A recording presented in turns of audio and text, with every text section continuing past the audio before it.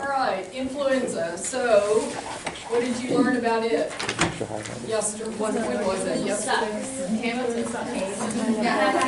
They always say that. I'll balance it out. Why did they say it sucks? Not effective. That is not true. Symptomatic treatment, nothing. Why does Tamiflu suck? I think it's like you had a bigger issue with the company that was selling you. Yeah. Because they didn't release patient data, is what he told us. Or all of the patient data, I should say. They released 20%. Yeah, they released like what was positive and not. Well, they don't have to publish it. Now, the FDA sees it, but they don't have to publish it. So. He said who bought like $2 billion of stockpile and just The U.S. Yeah. And that's why they push it. and that's why they pushed it. That's why they want to use. Okay.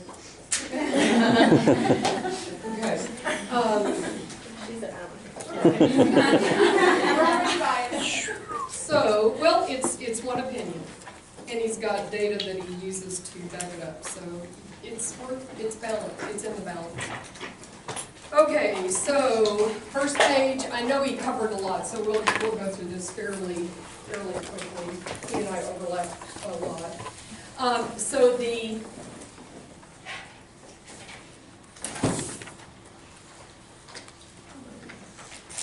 influenza virus, we've looked at this before. So on its, okay. Can you see the mouse? Yes. All right, so these little red tops kind of look like crossed buns. That's the where the neuraminidase, that's where these drugs attach to. Those areas on the virus are really important because remember we talked about attachment and detachment. So those are two areas that are vulnerable in the virus, is that they got to get in. So if we can prevent them from getting in, that's good. We don't really have any agents that work intracellularly, don't work as well, or we can make it hard for them to get out. So that's what these drugs do. They make it hard for the virus, once it has been produced by the cell, to then detach and move into the body and cause infection in other cells. And they do it by attaching to that area of the cell membrane of the virus. Those right there.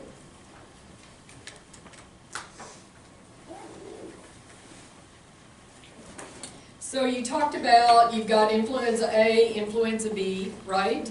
Okay. Then you have subgroups of it, H1N1, H2N3, and then the B. So when somebody comes in, what do you test them against or for?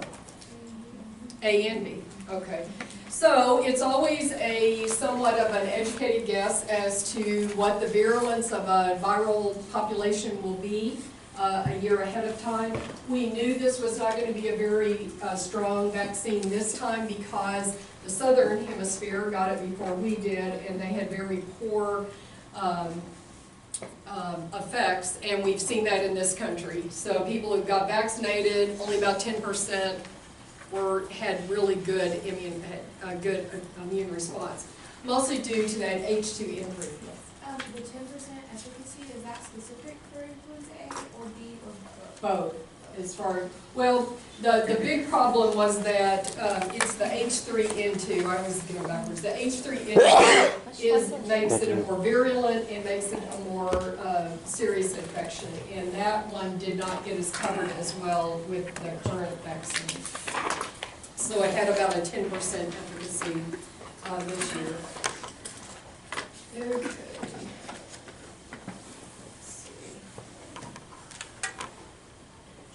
So all viruses follow kind of a fall and spring pattern, and for the influenza, the greatest usually month it was February this last year. April and May.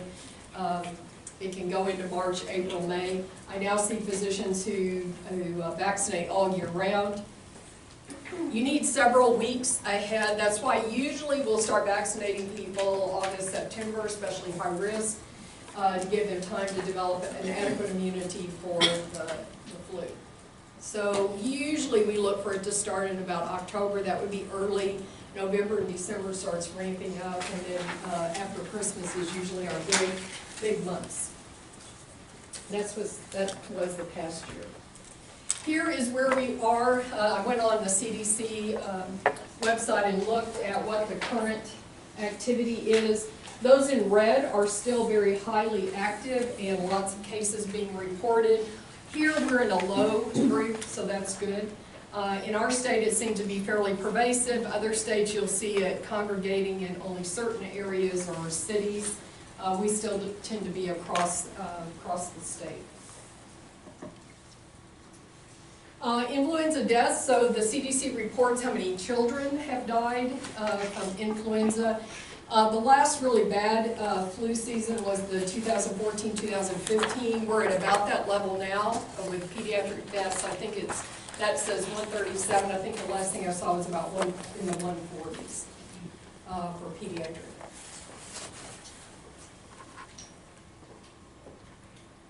If you look at who is most affected, and this goes to you know, who you really want to go after. We want to go after everyone, and I'll show you a couple of reasons why. But here are the people who tend to have the most hospitalizations. This green is the elderly, so the 65 plus. You all probably fall into more of this category. So this is like teenagers and 20. Let's see, how do they list 18 to 45. Here you have the 0 to 4, and then the black is the 18 to, wait a minute, I can't tell the difference between their black and their purple. The black may be overall, the average, I guess, is what they're showing. Okay, so that's why, in terms of influenza, the deaths often will come from pneumonias. So that's why we're very, we want to be aggressive, at least in the very young and the older population, because they're at the most risk. Okay. So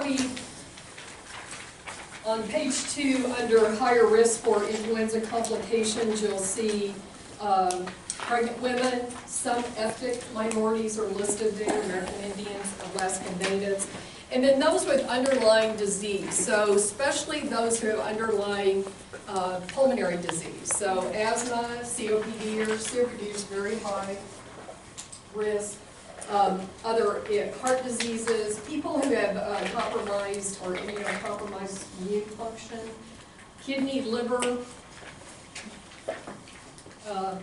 those who are under 16 are receiving long-term aspirin therapy. That isn't a very big group, maybe some idiopathic juvenile arthritis, and then the morbidly obese. So anybody who might be immunocompromised in some way, you want to do it. So you will find a lot of resistance to the flu out there. People have all kinds of reasons for not getting it. So what are some of the ones that you use or you've heard people use in terms of not getting the flu vaccine? I got the flu after getting the vaccine. Yeah. Is that possible? No. Zero possibility. Zero. Well, I guess they could already be infected with the flu. They could already be infected because the incubation period is pretty long before people get symptomatic. Okay, what else? I never get the flu shot, and I never get the flu. So why would I get the shot? Okay. We're just saying that it doesn't work. Well, the shot never works, so why? Because I got it anyway. A lot of African Americans are adamant. It's a very hard population to sell it because they believe that it's government produced and the government has done bad things to us in the past, and it's very hard. It is hard to get an African American group to do it. And I worked in one for 20 years. Very difficult. So I just keep working at them. Always offer. Always offering. Okay. So 3 products. Oh, I'm going to have a couple of other things to show you. Okay, so this is a picture of a influenza virus trying to exit the cell. So these drugs, these neuraminidase inhibitors, attach to these little projectiles, and they make it very difficult for them to leave the cell. So that's their mechanism of action. Work against A and B. The old amantadine, probably not ones you would have or be familiar with. Probably the first drug that was on the market in order to decrease the flu, because we can use these to treat the flu, we can use them to prevent. So they have two aspects. Somebody shows symptoms, then, and that may be what he was addressing, starting it may decrease their symptomatology by 1 day. But prevention, they are also can be used. So if somebody in the household or you're exposed to someone, taking it may prevent you from getting it at all. Just like we've seen with other antivirals, the faster you get it in the body and before the viruses can exert an effect, usually the better the response. This little picture that is in your handout as well shows the difficulty in being released because of the effects of that drug on that receptor and the attachment to the virus. Okay.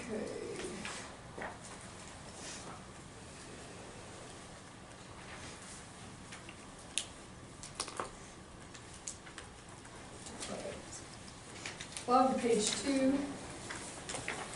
So greatest benefits is when you get it started at least 48 hours ahead. If you have somebody comes in and you believe that they have the flu, don't wait for confirmation, go ahead and start it. These drugs are well tolerated, don't cause any side effects, so the sooner the better. So the higher the risk, people who are at much higher risk, like the ones that we talked about, those are people to really be aggressive in terms of treatment or prevention. Next page talks about prophylaxis. Sorry, I have just stuck a look on those.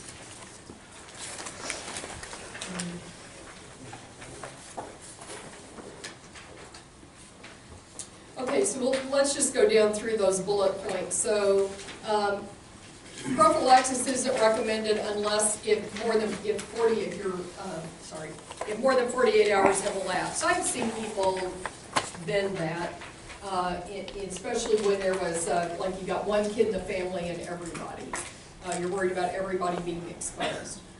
People can poo-poo 1 day less of the flu. Have you ever had the flu? Would you not have given anything for one less day? If you're a parent with a young child and you can't send them to daycare, 1 day is a big thing. So can't always discount what 1 day will mean to somebody. Okay, so highest risk of influenza complications occur in the first week, 2 weeks following vaccination after exposure to an infectious person. So this is saying that if you've had somebody who's had the flu shot, if they are exposed to somebody within 2 weeks, or the first 2 weeks, you should go ahead and treat them because they have not developed, their immune response is not fully matured. Make sense? So that's for people who are at high risk that have got the flu vaccine, but they have been exposed and you're worried about them, then treat them. Duration here is duration of is 7 days after exposure. Okay, let's see. For people at high risk of complications from the flu who have not received the vaccine due to a contraindication who are exposed, again, it's treatment or prevention 7 days after exposure. When you have large, let's say you have it go through a nursing home, then that would be a time to treat everyone.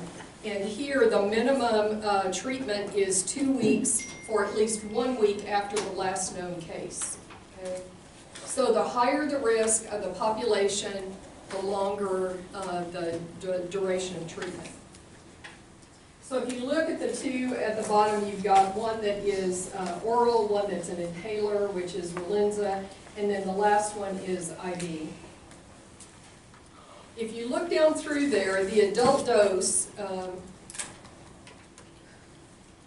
if you, I've given you adult, and that's treatment versus chemoprophylaxis. So treatment dosing is different from prevention dosing. So just keep that in mind. You don't have to know those doses. You'll look at the side effects, fairly well tolerated. That's why it's better to be on the safe side. In terms of treatment, you'll see different age groups listed there. Any age for Tamiflu, for Relenza, and it comes in a syrup. Relenza, same dose as adults. For the IV one, you can use it in children down to 2 years of age. It's more weight-based. Once they get above the 13, then it's more adult-based. So that's not quite true with 18 and older.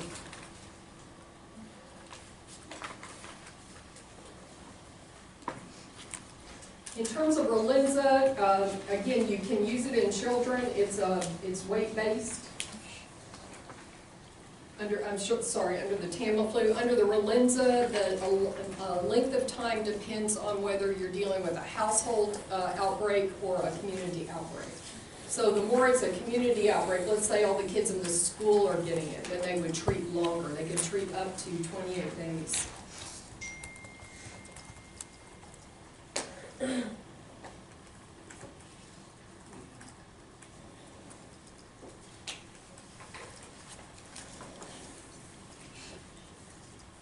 Mostly what I want you to take away is that there's 3 products. 2 are ones that you're most likely going to do. One is IV used more likely in a hospital. That there's treatment, there's differences in dosing with treatment and in prevention. And longer durations with bigger outbreaks.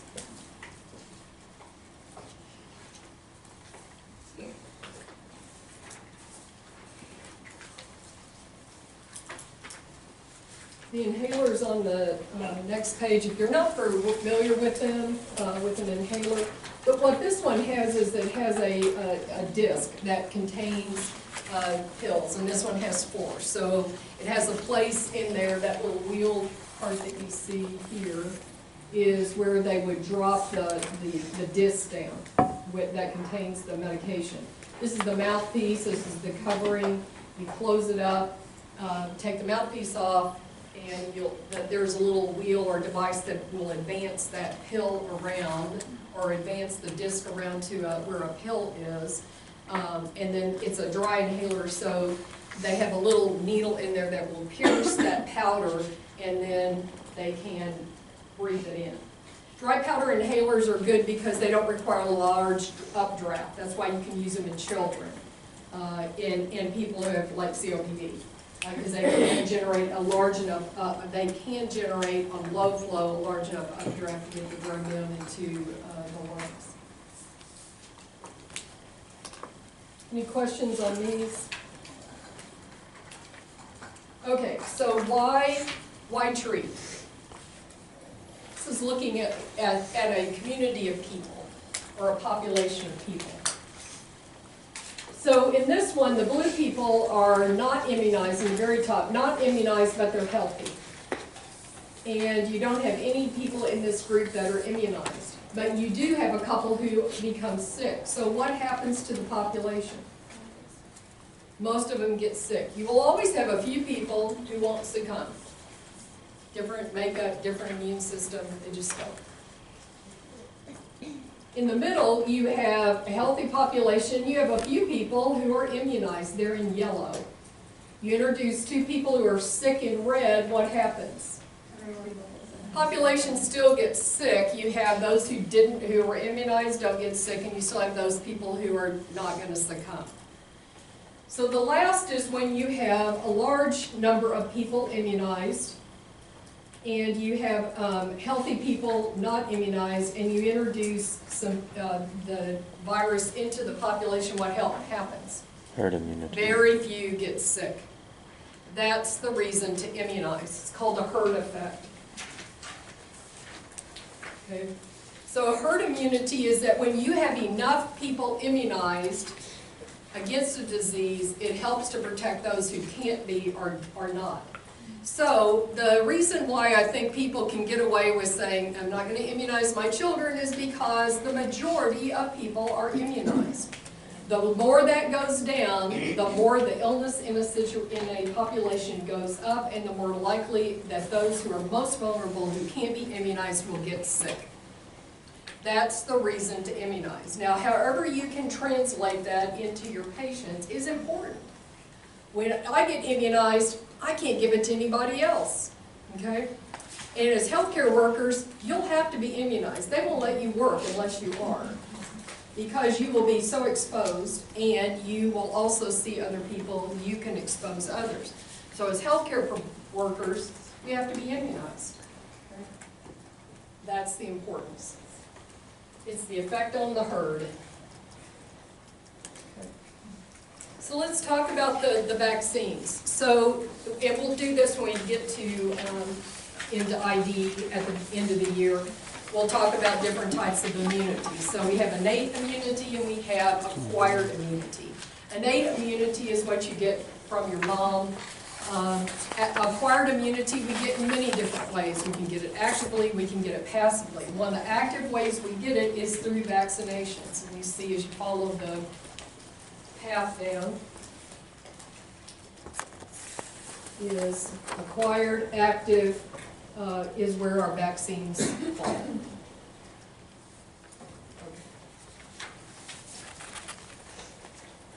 You look at the bottom of page 5. We have to do, these, for influenza, you know it has to be done every year. We can vaccinate everybody above 6 months unless they have a contraindication. Very few people have contraindications to the flu anymore. So the biggest thing with children is you have to figure out, do you need to give them 2 doses or 1 dose? Okay, if they've never been vaccinated before, they will need 2 doses. And this gives you the, there's a schedule on how to do that. So keeping in mind about that with the kids. Adults just need 1. Let's look at the different types. There's many different types of flu vaccines. So there's trivalent and there's quadrivalent and there's high dose. So the trivalent protects you against the most common strains. Has A and B, has both H1N1 and H3N2. The quadrivalent's been around for several years, and a lot of clinics will go to that. It has a little bit better coverage. And there's a high-dose quadrivalent. It is pretty much reserved for people 65 and older. It is a stronger vaccine. It is meant to provoke a more intense immune response from an older person, because they usually, our immune systems decline over age, so provoking it to a greater extent gives greater immunity. The 65-year-old and olders know this, and you will run out every year because they'll demand it, and it'll go like that. I don't know if it's the case anymore because I haven't had to order it, but we used to have to order a year in advance for our flu vaccines. I don't think it's so much that anymore. But you do have to do planning. You have to figure out which one you're going to order and order it early. You can't come up to September 1st usually and order. So it does take some advance. The nasal spray was a live attenuated vaccine. It has really not been recommended for about the last 3 years. It has not performed well, has not provided the immunity. Everybody likes it in the 2 to 50-year-old because it doesn't require a needle. You shoot the spray up the nose, but it has not provided the coverage that the vaccines do, or the injectables. So those really they weren't recommended this year, and I don't think they were recommended for the last 2 years. They did not perform well in that 2013-2014 When the guy season. talked to us about the flu, he was talking about that, and I Googled it, and it says, I mean, it was as of like a couple of weeks ago, the website said that they are recommending it again. The CDC says no. I went on their site yesterday and looked, and so they have recommended it not be used in this season. I see, okay. I was have just never wondering. seen them go backwards, but you went on the manufacturer's I website. don't remember whose website it was, I just Googled it real quick, because I knew we weren't using it anymore. I think they had taken it off the market and it's back on the market again, Is or that what something it like is? that, yeah. Yeah, that's what you said. I can't that remember. one market. I was just curious if you had. Okay, nope, hadn't seen it. I'd look at what the CDC says, so that's what I would find. But maybe it hasn't been updated in the past week. It may still not be recommended if they just put it back on the market, you know what I mean, they may not really advise it, but it'd be available. So the flu vaccines are inactivated. They only take a subsection of the virus and produce a vaccine against it. So it cannot produce disease. So what they do is the vaccine is actually against this hemagglutinin protein on the cell surface. Okay, that's it. It's fractional. So it is not live, it's an inactivated virus.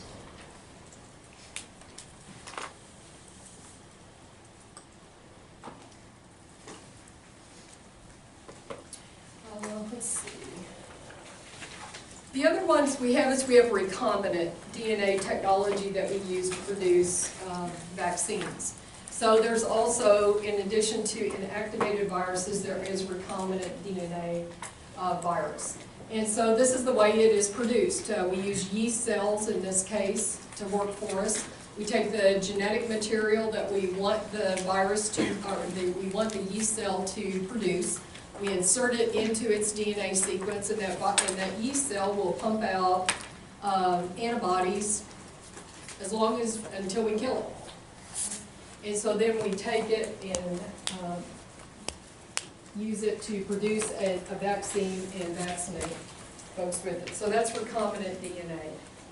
And it can be just as effective, so inactivated or recombinant.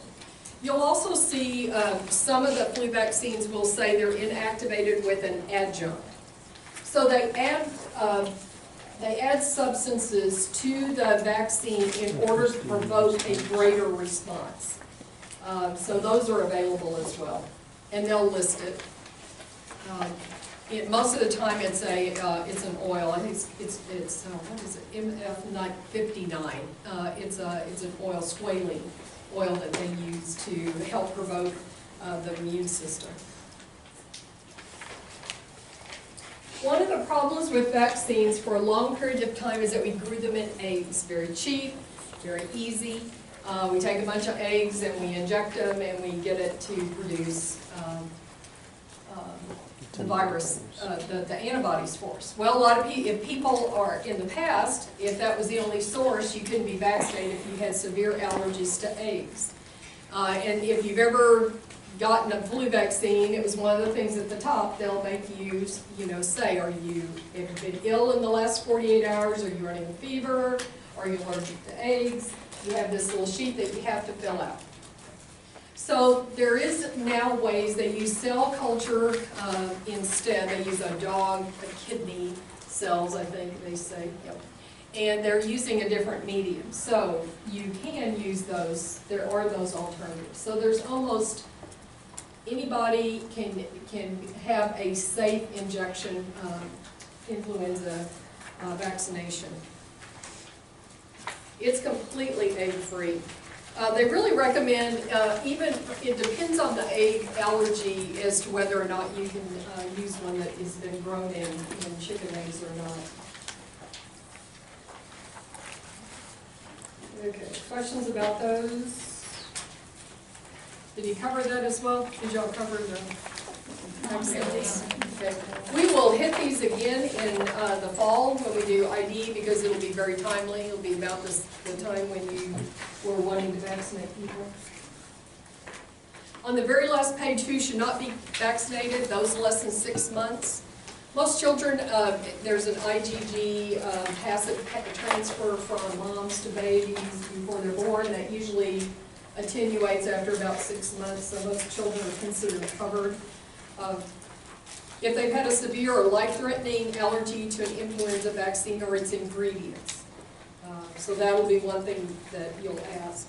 The other one that can happen is you can have a severe neurologic reaction to any vaccine. And that is called Guillain-Barré syndrome. Once you've had that reaction, it is a very debilitating neurologic reaction, and it takes months to years to recover from. So once you have had that response or that adverse effect, then you would not be eligible for an influenza vaccine. If you're ill, so if you got a fever, we usually won't vaccinate you until you're well. But that's just temporary. Okay, questions about influenza? Okay.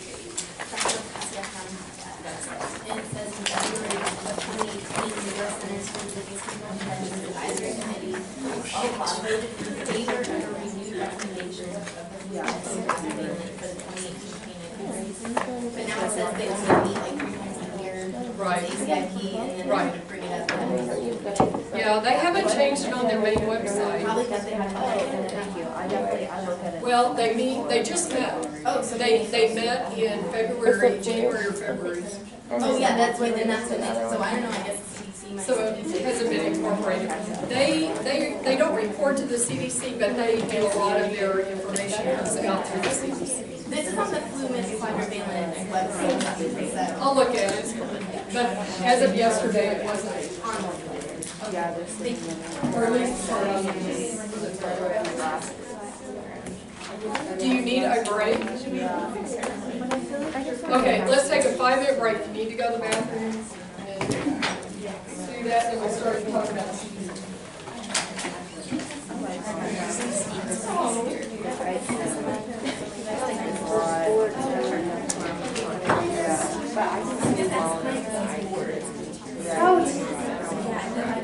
Yeah, I can tell. Like I can't I will. Yeah, that's. Or age flu, okay, sure.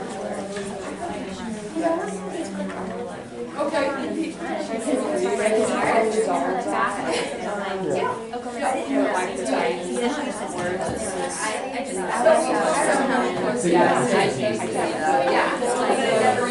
do